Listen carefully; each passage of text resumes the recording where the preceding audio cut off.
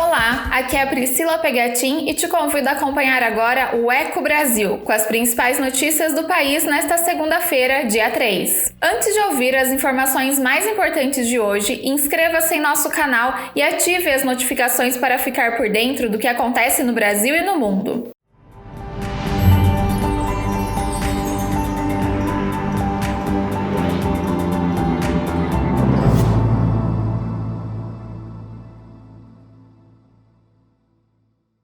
Nesta semana, uma audiência pública com o ministro da Economia, Paulo Guedes, vai tentar criar um texto único para a reforma tributária. Quem traz os detalhes é Marquesan Araújo. Na retomada das discussões sobre mudanças no sistema tributário brasileiro, a Comissão Mista da Reforma Tributária realiza, nesta quarta-feira, uma audiência pública com o ministro da Economia, Paulo Guedes. A reunião vai ocorrer por meio de videoconferência. O colegiado foi estabelecido para tentar criar um único texto com base nas propostas sobre reforma tributária que tramitam na Câmara dos Deputados, a PEC 45 de 2019, e no Senado, a PEC 110 de 2019.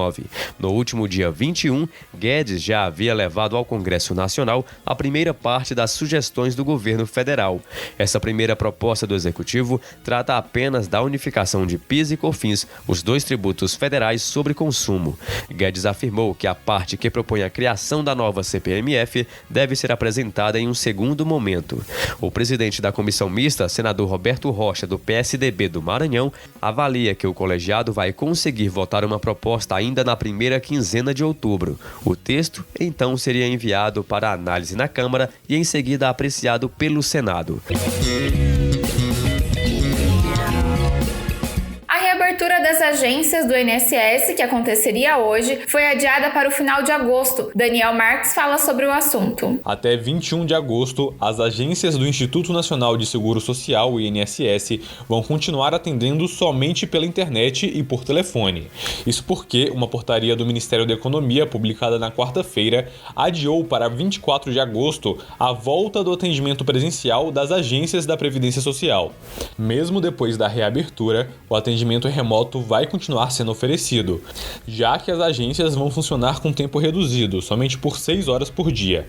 O atendimento será exclusivo aos beneficiários que tenham feito agendamento pelo site Meu INSS ou pela Central 135. Com a retomada das atividades, também devem voltar aqueles atendimentos que não podem ser feitos à distância. São eles perícia médica, avaliação social, cumprimento de exigência, justificação administrativa, reabilitação profissional, justificação judicial e atendimento relacionado ao monitoramento operacional de benefícios. Mas o beneficiário precisa de atenção. Não são todas as agências que voltarão. Cada uma das mais de 1.500 unidades vai avaliar se tem condições para retomar as atividades, assegurando a segurança do cidadão e também do servidor. Dá para ter informação confiável sobre o novo coronavírus na palma da mão. Um aplicativo gratuito auxilia na autoavaliação, traz informações personalizadas sobre a saúde e indica serviços locais. Felipe Moura explica. Batizado de Minha Saúde, o aplicativo que ajuda a autoavaliação da população em casos de Covid-19 já foi baixado em mais de 400 cidades em todo o país. A plataforma gratuita para celular também permite a integração e acesso aos serviços de saúde locais.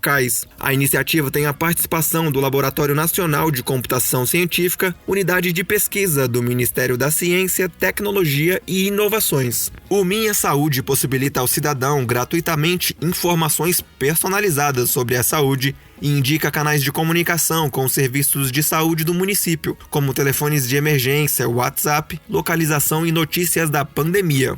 De acordo com a Casa Civil, o aplicativo está presente em todos os estados do Brasil, o que seria consequência das constantes melhorias, atualizações e facilidade no uso.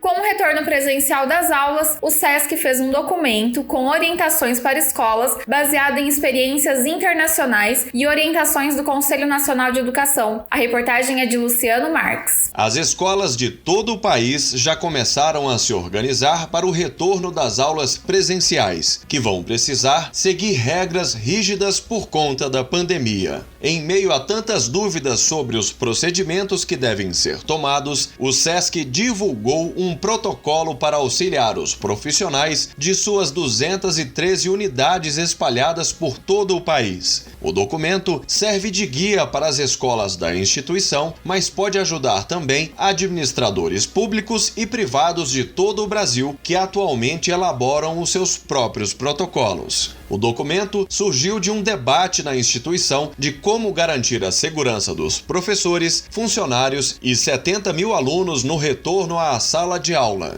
Profissionais de todo o país colaboraram com a discussão, que também levou em conta orientações de outros países que já retornaram ou estão retornando com as aulas presenciais após o período mais grave da pandemia, como Portugal, Espanha e Itália. Entre os pontos levantados estavam o número máximo de pessoas por metro quadrado nas salas e procedimentos em caso de registros de sintomas em estudantes e profissionais. Para além da segurança, o SESC pensou em algo tão importante quanto a metodologia.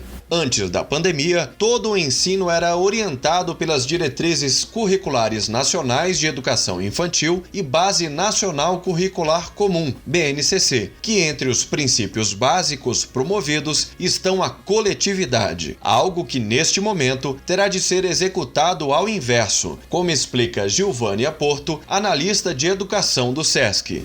A gente tem uma lógica de trabalho muito coletivo. Os materiais são coletivos, as crianças sentam em mesas coletivas, propostas acontecem muito em pequenos grupos. Então, como que a gente vai pensar isso para um cotidiano que precisa agora ser revisto essa lógica e pensar numa situação mais individualizada, né? Porque as crianças não vão poder brincar, por exemplo, com a mesma bola. Além de balizado pela experiência internacional de quem já passou pelo estado mais grave da pandemia e já retorna às aulas, o protocolo do SESC anda em paralelo com as orientações do Conselho Nacional de Educação, ou seja, pode auxiliar gestores e professores que estão montando seus protocolos ao redor do país. Cada município, no entanto, deve ficar atento às orientações de cada estado. A União Nacional dos Dirigentes Municipais de Educação, Undime, também publicou um documento similar, Subsídios para a elaboração de protocolos de retorno às aulas na perspectiva das redes municipais de educação. Segundo Luiz Miguel Garcia, presidente da Undime, esses protocolos elaborados por diversos profissionais em todo o país podem servir de base para que os municípios e principalmente as escolas consigam traçar seus planos dentro de uma realidade específica, já que eles precisam atentar para as particularidades. Porque cada município tem uma realidade, uma situação, e para a constituição dos protocolos locais, a gente indica que cada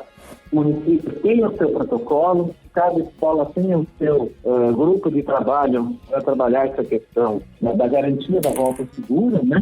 E cada escola precisa, derivando desse plano municipal, as escolas precisam também ter o seu, porque aí ela vai conseguir monitorar, acompanhar e executar, né? Além de uma higienização mais rigorosa, tanto dos cômodos como dos objetos utilizados, um dos principais procedimentos no retorno às aulas diz respeito ao distanciamento necessário entre os alunos. Por isso, o protocolo do SESC orienta um sistema de rodízio de estudantes, algo que deve ser adotado por todas as escolas do país que decidirem pelo retorno em meio à pandemia. No caso do SESC, metade dos alunos deve ir para a escola nas segundas e quartas-feiras, enquanto o outro grupo nas terças e quintas-feiras. O restante do tempo continua sendo preenchido com atividades remotas.